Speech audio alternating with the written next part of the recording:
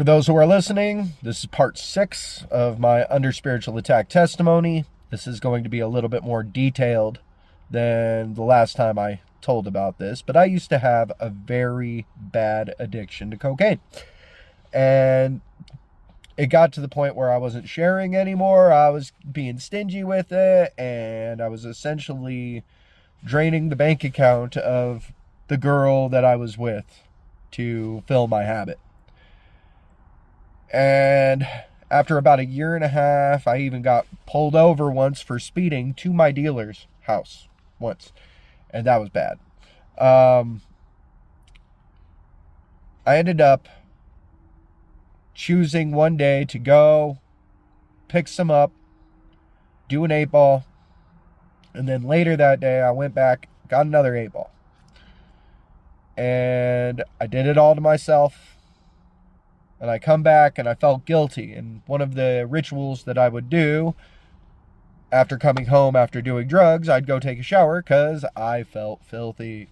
Interesting how drugs make you feel filthy.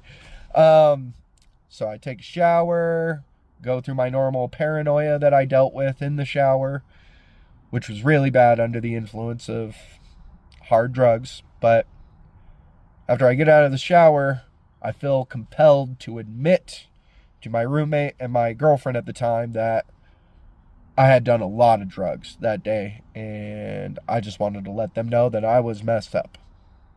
The girl I was with ended up walking out.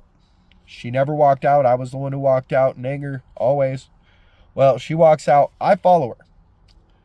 She's sitting at the top of a large staircase. I get in front of her on the stairs, grab her by the hand, look her dead in the eye, and I say, "I love you." And the moment that happens, my reality got torn away. Like two hands, bright hands, grabbed the center of my vision, ripped this reality out of existence. Grabbed me by the shoulders, shook me, and said, "You swore you'd never do cocaine." And my mind's like, when? And of course, I want to be obstinate and defiant. And it shows me directly the time when I had made the commitment and signed a contract saying I would never do these hardcore drugs in the DARE program. And the person I made that contract to was the face that came to my mind and in the vision. This is when you did. After that, I thought I was going to die. I came back to reality. I asked what happened. The girl I was with said, "You just spaced out for a minute." I'm like, "No, that's not what happened." And I explained what happened.